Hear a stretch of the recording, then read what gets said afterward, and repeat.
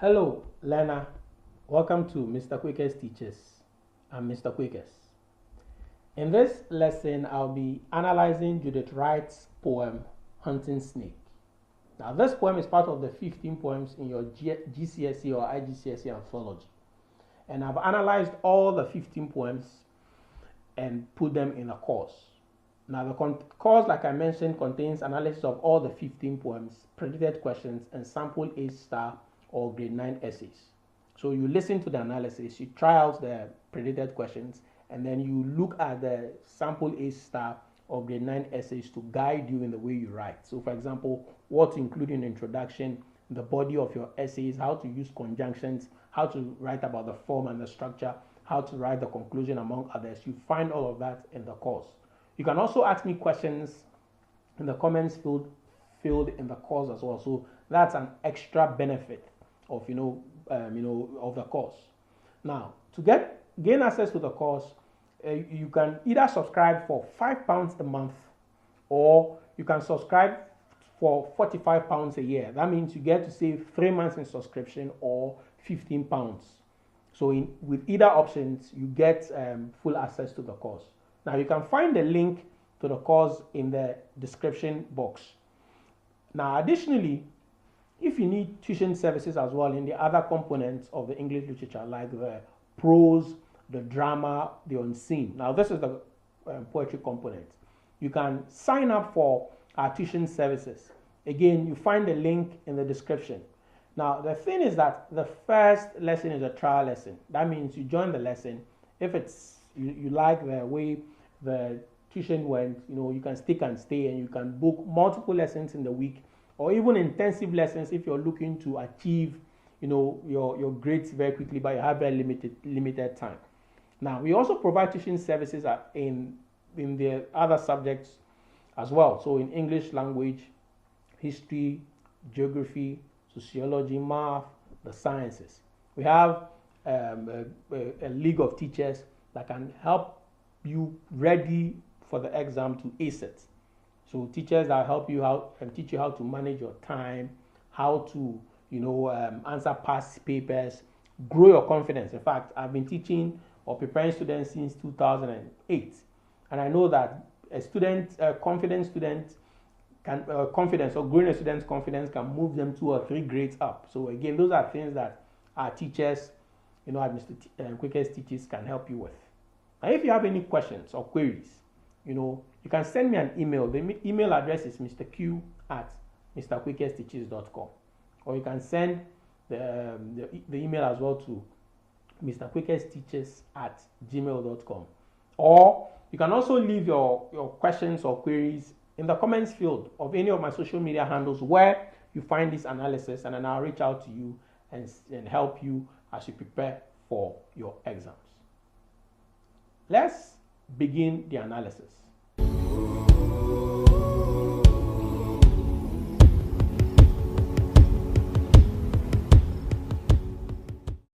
Now let's start by speaking about the poet Judith Wright. She was born on the 31st of May 1915, and she died on the 25th of June 2000. She was an Australian poet, environmentalist, and campaigner for Aboriginal land rights. She was a recipient of the Christopher Brennan Award and nominated for the Nobel Prize in Literature in 1964, 65, and also 67. She was also involved in the Poets Union. So she has a litany of work she's done, short stories through Sun Press, Melbourne, set mainly in Queensland. They include The Art Lion, The Vineyard Woman, 80 Acres, The Doggone, The Weeping Fig, Nature of Love, among others. So that's a brief note on the poet. Now, in terms of the poem, this is how the poem appears in your anthology. It's 4 quatrain stanzas, 16 lines, so 4 lines in each of the stanzas. Now, in terms of a summary of the poem, it's about this speaker and a companion or companions who are walking through, a bushy area or something. Then they see the snake, and the snake is chasing after a prey. And we see the wonder and awe with which the poetic voice or the speaker speaks about the snake. Now, let me start the analysis by reading the poem, Hunting Snake by Judith Wright. Sun warmed in this late season's grace. Under the autumn's gentlest sky, we walked and froze half through a pace. The great black snake went reeling by, head down, tongue flickering in the trail. He quested through the parting grass. Sun glazed the curves of diamond scale, and we lost breath to watch him pass. What track he followed, what small foot fled, leaving from his fierce intent, we scarcely thought. Still, as we stood, our eyes went with him as he went. Cold and dark and splendid, he was gone into the grass that hid his prey. We took a deeper breath of day, looked at each other, and went on. Now, the first thing I want to speak about is the title of the poem. So the title, Hunting Snake, may be an allusion to the snake's actions in the poem. So it's going hunting. So it means that the word hunting there in the title is used as an adjective to describe the snake. So hunting snake, the snake, is hunting food or essentially. Or the word hunting there may also be a reference to what the speaker and companion decided to do. So they went in search of a snake, or they were hunting for a snake essentially to see it. Those are like the things that I see in terms of like the title of the poem. Now, the first word we see, it's a compound word, provides tactile imagery or feeling. Tactile imagery deals with feeling. Says the word sun warmed there to describe her body temperature. So she's talking about herself. Now that reveals that she has been slightly heated or she's been warmed by the sun. And he also creates the impression that like the cold-blooded snakes, cold-blooded animals get heat from the sun. They are not like warm-blooded like human beings that are able to generate heat from their body. No, cold-blooded animals generate heat from the sun, or maybe by sometimes they lie on rocks that are being heated by the sun or things like that. But use of the word there, sunwarm, creates the impression that she's generated heat by basking in the sun, and so she's happy about it. Then we also see that she uses personification. She says grace. So the use of the word grace there to describe this late seasons personifies the late season, right? And creates the impression that she is pointing to its elegant and dignified appearance. Now this is really important because in terms of the literal meaning, sun warmed in this late season's grace reveals that she's recounting what happened in the dying embers of an idyllic season. So late season's grace. So that season is almost dying. So it's almost ended. I don't know if it's summer or something, but almost ending. That's why she uses the word late season's grace. But that's the literal meaning of that. Then we also see another personification. She says, under the autumn's gentlest sky. Now this is a second personification that again provides vivid tactile imagery of the perfect weather. And again suggests that the speaker is an outdoorsy person, somebody who likes the outdoors, and is speaking from there, like from outdoor. Then her use of the word there, we, is a plural first person point of view. And it shows that she is not alone. She's working with at least one person. When we see the word, she uses the word walk there, that reveals that they were trekking leisurely. They were just going around and just walking. So these are like outdoorsy people who are going around and then, just taking a stroll or a walk or a trek. Then she tells us something quite strange in the third line. She says, and froze half through a pace. Now, this is the first reaction of the group. In fact, we're going to see four reactions actually in the course of the poem. So that reveals the extreme suddenness of the entire experience and shows that they stopped walking mid-stride. So they were walking and then they just stopped. And then they just became like statues essentially, or statue-like. Now, in the last line, which is the second sentence of the poem, she says, the great. So she uses the word the great there to describe the snake. Now, her use of the word the great reveals a tone of awe and shows that she regards the snake with honor because, the great evokes a sense of grandeur and excellence. Think of like, Alexander the Great or something like that. So the great, it tells you that she has like this respect, and deep, intense, reverence even for the snake. Then she tells us that black snake went reeling by. Now that reveals the color and saw what shaky speed with which the snake moved. So it was the great black snake went reeling by. It's quite fast in that regard, in the way she explains it.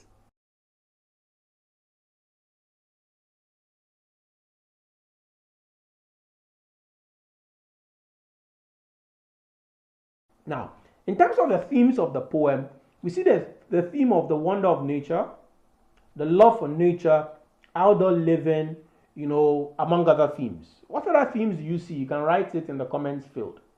Now, in terms of the point of view of the poem is recounted with a blend of the first person plural. So you see the use of the word we multiple times. And then the third person point of view as well, the reference to the snake as he, his, him, multiple times. But then I think not only is that the third person point of view, but then it's also an indication of the use of anthropomorphism. Now, in terms of the tone of the poem, we see the tone of awe, praise. It's also quite sad in many regards for maybe people who do not like, prey being killed by a snake. But there's also this sense of speechlessness because we see the wonder of the speaker and her companions at witnessing the snake as it went by. Now, the next thing I want to speak about is the form and the structure. You see, if you're looking to get either a grade 9 or an A or an A star or even a grade 8, you have to write about the form and structure of the poem. Now, the poem has an A B A B C D C D E F E F G H H G rhyme scheme. Now, if you look at it, you can see that I've color coded it to show you, how you get the rhyme scheme. You look at the last word in each of the lines. Now, the use of this rhyme scheme gives the poem musicality, and it also comes across as an ode to snakes, a praise song essentially to snakes. Now, the poem has 16 lines, which is divided into 4 quatrain stanzas. So each stanza, when I say quatrain, is 4 lines. Sorry. Now, this gives the a poem a very organized appearance on the page, and it also mimics the serpentine locomotive action of the snake. And then we see that, for example, in the movement, in the use of the enjambment that we see, the flow of words from one line to the next. So, for example, if you see the first line, it flows into the second flows into the third. It flows like that. It flows without pause. And I think the speaker uses it, to show the freedom with which the snake moved, the unhindered movement of the snake, and the fact that he could surmount whatever it was that was placed in front of him in terms of an obstacle. So that's about the form and then the structure of the poem. All right. So here you have it. Judith Wright's Hunting Snakes has been made simple.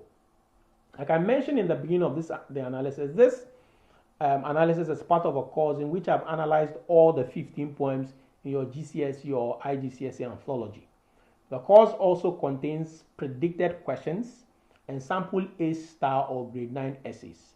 So you listen to the analysis, you try out the predicted questions, and you also look at the sample A star or grade 9 essays to guide you on what to include in your essays, because some students are unable to get high grades because they do not know the norms or the rules that they should follow. So when you look at this sample A star or grade 9 essays, that can guide you or help you, see what you need to use. I also teach students, for example, how to use conjunctions to make the writing flow. All of those things, helps the examiner see that you're very organized in your thought and how you present your point, your evidence, and your analysis. Now, if you need help as well in the other components of the English literature, like the prose, the unseen paper, or the drama, you can join our tuition services. Right? The first lesson is a free lesson or a trial lesson.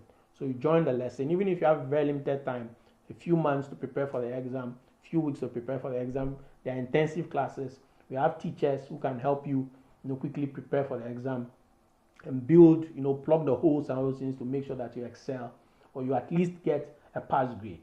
Now, additionally, if you need help in the other subjects of the GCSE, like English language, history, geography, sociology, math, the sciences, triple sciences, we have teachers, who can help you prepare for it. Very experienced teachers. Some of them have experience of more than 20 years to prepare you for the exam and make sure that you're able to ace your exam. And we have both group sessions and also one-on-one sessions as well that you can book, and then the teachers will help grow your confidence and make sure that you excel in your exam. In fact, in my experience, I've realized that a confident student can sometimes move 2 or 3 grades just by growing their confidence. Now, additionally, if you want to reach out to me, maybe you have any questions or queries, you can do me an email. The email address is mrq@mrquakersteaches.com.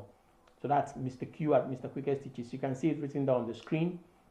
Or you can also send the email to mrquakersteaches@gmail.com. Again, I'll reach out to you. Or you can just leave your questions or your queries on the comments field of my social media handles, any of my social media handles where you find this analysis, and then I'll reach out to you and see how best to help you as you prepare either for your English literature, poetry, or the other component, or for the other subjects, and maybe put you in touch with our teachers, expert teachers who can prepare you and make sure that you excel. Remember, the course is £5 a month, and then in subscription, or you can buy the entirety of it for £45 a year. Thank you for joining this analysis. Until the next time, bye-bye from me.